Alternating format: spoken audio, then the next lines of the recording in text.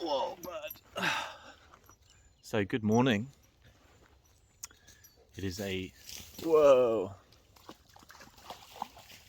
Currently got this stand propped up by a bag of dog poo for support on some uneven ground. Oh. So, this is the greatest stitchwort plant that I found on day one. I just thought I'd mention a couple of other things about it. But yeah, welcome back to this video. This is day 3 of the 21-day wild food challenge, as Buddy is playing with his tennis ball, jumping in the water. Yeah, sort of took a day off on Sunday, so I sort of skipped a day, but you know, not beating myself up about that. It's a 21-day challenge. It doesn't necessarily have to be done in 21 days. Anyway, so yeah, God, feeling a bit low this morning. Better now that I'm out for sure. The cobwebs are lifting, but I think just maybe Monday blues or Sunday blues, or just struggling to sort of feel much enthusiasm at the minute. But that's okay. We were out the door at 5:30 because this one was up and about barking. But it's quite cool. It's quite nice to be out. It's beautiful, very beautiful out here and peaceful, and no one else is out here, which is a really good thing about getting up early.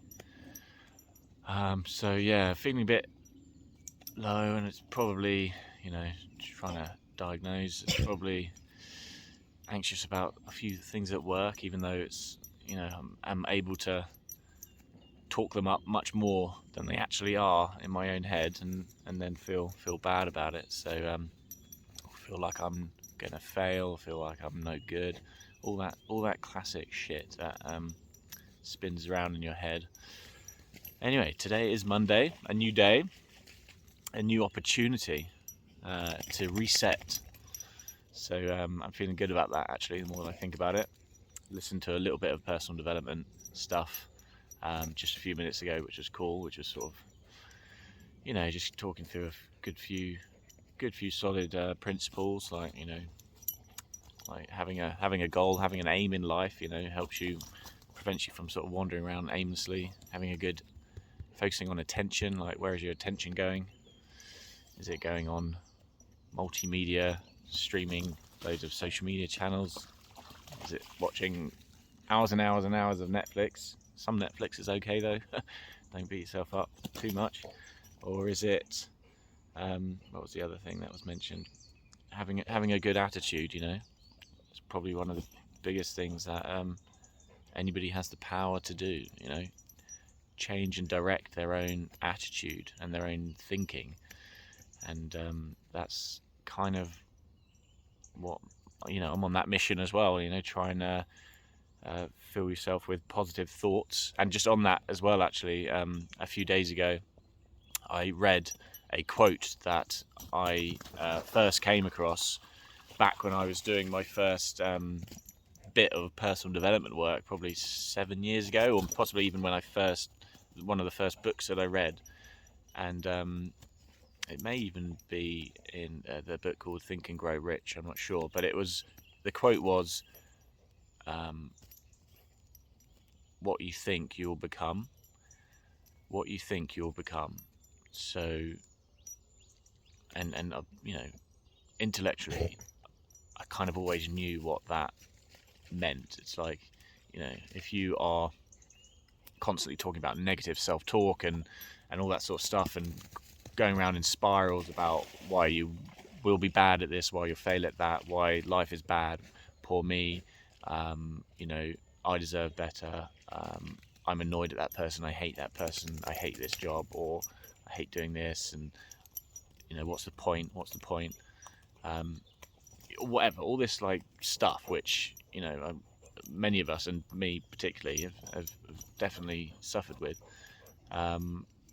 because it's a pattern of thinking that is ingrained. So it's quite hard to come out of existing patterns of thinking without sort of really doing some good work on yourself, right? So, but then if you're constantly doing that, that's all you're going to generate in your life. You know, you're only going to generate more worry if all you think about is worry.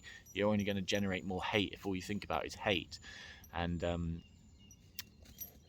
And you know, I've like sort of because of COVID and losing my business and having to like go through all that turmoil of like, you know, mental turmoil of like letting go of that idea that I'm actually gonna be a business guy, entrepreneur, and just need to focus more on myself and Danny and just getting some stability back, and you know, going through that bankruptcy and just taking on a job and all this sort of stuff, and there's much more besides. But I think my negative self-talk and beating myself up has massively increased actually over the last several years.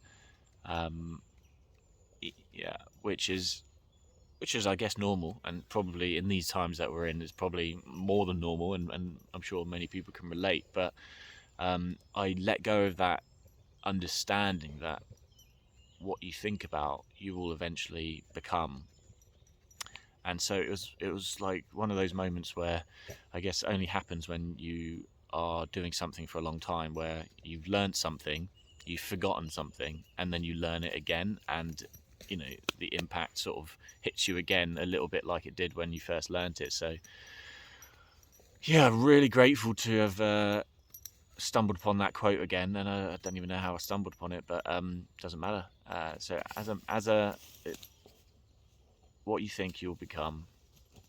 And there's another book by Richard or something Nightingale. I haven't actually read his book, but it's like one of those personal development books that a lot of the gurus keep talking about. I don't know how he's going to find that, but oh, he's found it. As a Man Thinketh, which is basically the same principle. What you think about, you'll become. So anyway, that's probably a very important thing for all of us, for me particularly, to pay attention to is, you know, what's going on in here is going to manifest, for want of a better phrase, in my life eventually. So it's important to sort of feed this with some good stuff, even if my natural way of thinking, when I wake up in the morning, I have a negative thought. Oh God, I probably had 10 negative thoughts before I got out of bed this morning. Why is the dog barking? Why do I have to get up so early? Why do I have to go to work? Oh, I don't want to go to work. Oh, work's, you know, all this sort of stuff. But I think the important thing to do then, for me at least, is to, you know, try and set yourself boundaries and little milestones that you can win, like getting out of bed within a time frame that you're happy with. Is a massive win, massive win. Like, and if you stack up these little wins, like, you know, brushing your teeth is a win, making your bed is a win, getting out now, like with Buddy, and coming out for a walk is a huge win. And not only for like the sense of tick, I've done that, but also, you know, getting out in nature, hearing the birds squawk. Oh, that's a heron actually flown by. Wow, that's cool. Like one or 2 feet above the ground, just like cruising on this lake. I'm in Virginia water, by the way, which is very close to Windsor, which is lovely here. It's our local little stomping ground. But anyway, without further ado, this video is meant to be part of a 21-day wild food challenge, but as you can tell, I'm going to throw lots of shit in it. And just probably for my own benefit. But yeah, so anyway, where is it? And do you know what I've been doing? Whilst I've been sat here talking, I've been not even consciously, I've been shredding the greatest stitchwort plant until I've only got this amount left, and I don't even remember where the rest of it is. But get off. That's not it.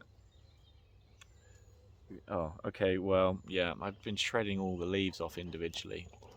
But yeah, so a couple of things I learned about this, which was the first plant from day one. Greater stitchwort, common chickweed, I think. The one thing I learned was, as I mentioned the other day, was any plant, common plant name or whatever that has the word wart in it is an old word used to sort of indicate that it was used as a medicinal. and I've read that a couple of the ways that this was used as a medicinal was to relieve stitches, hence probably the name greater stitch wart. Also, I think maybe less medicinal, but I've also read that people used to eat this or hang this up, and it would be thought to have brought on storms, bad weather, I guess. So there's a couple of interesting facts. A couple of things I did with the plant that I actually took back on Monday, and this grows in abundance, by the way. So wherever you find it, I've typically always found loads of it, and it's sort of, there's the flowers. They open up a bit more than that, but anyway. So yeah, I put these flowers on Danny's breakfast. Boom, both on her 2 little fried eggs that she had, and she lapped it up, loved it. Obviously, it's more of a decoration thing than a tasty thing, but apparently the leaves are I think these ones are a little bit too tough for me, really, but I imagine if you get them a little bit younger, they'd be quite nice. So that was the little bit of plant knowledge from the first one, and I'm just recording the video this time rather than doing a live, because obviously being out and about in the remote, I'm relying on my phone signal, which was like 1 bar, and I looked back at the live videos, and it was just shocking. So for the benefit of everybody, which is probably 99.999, in fact I only had one person, Bud's hitting the stand. I only had one person, there we go, let's take you with me. I only had one person watching, so for the benefit of you who are now watching this in semi-decent quality, I've decided just to pre-record it and almost pretend that I'm doing a live and do like a one-take wonder. So that's the plan. Anyway, so I'm going to walk you over to a plant, which is going to be today's plant. Oh, there's 2. I've just seen the other one that I was deliberating over. I'll stick to my guns, and I'll pick a plant that I don't really know as well, because the other one I was just going to show you, I know a bit better, and I've made quite a lot of food drinks from it and stuff. But let me spin you around, and just like there's a whole big verge here, as you can see, and there's a plethora of different things growing in it. Here we see the white flowered greater stitchwort, nestled in and among some sort of bluebells, which are still sort of hanging on, and then literally right here is the plant that I wanted to show you. And if you're at all outdoorsy or have spent any time as a child growing up, you'll definitely recognize this, but maybe like me, don't know all the like health benefits that it may have, all the ways you can potentially eat it. So as I understand it, the common name for this is sticky willy, or it's one of those plants that's got 100 different common names, but Cleavers is, I think, the sort of main one. And if I just spin you around again, part of the reason why they call it sticky willy is it sticks to you, which is quite cool. Let's just have a little look at the so I'm just having a look at some of the identifying. I mean, it's very easy to identify because there's not a huge amount that looks like it. But if you look from the top down, you can almost see the sort of shape of the leaves that are sticking out almost in a rosette going down the stem, which is pretty cool. And the stem, now that I get closer to it, I don't think I've properly examined this before, but the stem is actually square. So if you see, every time I'm turning it, that's the side of the stem, which is interesting, because I'm pretty sure last year I learnt that any stems which are square are part of the mint family. So I'll be interested to find out if that's true of this one, because it doesn't resemble what you would think of as a mint. In fact, let me just compare that. There is, I thought I saw another mint family plant here, yeah, which is in flower as well, which actually I could have picked this, but I don't think this is actually an edible. So I forget the name of this one, but maybe I'll research this as well. But this is part of the mint family, and if you look, I'm just going to turn the sides. It's pretty much a square stem. It's actually quite swollen at the bottom there, so it's more rounded, but at the top here, definitely a square stem. Anyway, where's the cleavers gone? I've just dropped it and I can't see it. Too much green, but fortunately, spin you around, there is a load of it. Look at all this. I try not to get stung. So, let me just, it's very sticky. So this is the old Cleavers, and as I said, spin you back. Part of the reason why I'm choosing this and choosing plants is A, because they're in season right now, and arguably I should have chosen something else which is actually in flower, but anyway, chosen this one. And I'm choosing things which I kind of believe to be edible but don't know that much about them.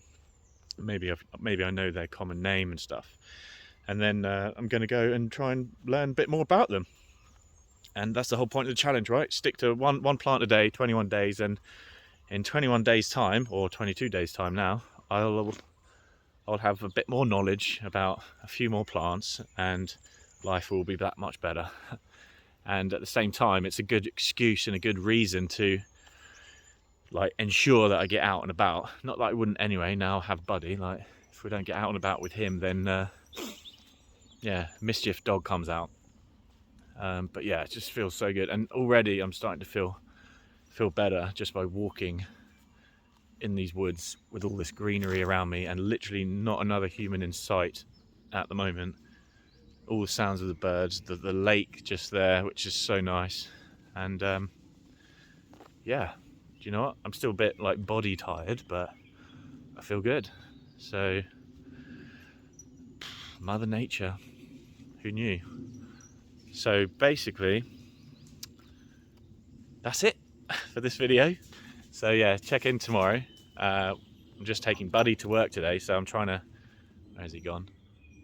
Trying to knacker him out as much as possible in this fairly long walk we're doing. But yeah, that's it. So Sticky Willy, Cleavers. The one thing I do know, I think you can do with this right away, is people put it in their water bottles, you know, and it apparently has some goodness that it releases that is good for you and gives you energy and all that good jazz. So on the way back, I'm going to go and pick a bit more, and then I'll put that water bottle drinking test to the test, and then I'll also see if there's anything else. I've just chucked that bit. I'll just see if there's anything else that it's known for, what the medicinal properties are, and share that with you tomorrow or the next day. Not going to be too strict about this sort of stuff, other than the fact that I just need to get out. Oh god, this is funny. Buddy's just, and there's a blooming swan's nest, and I just heard him hissing at Buddy.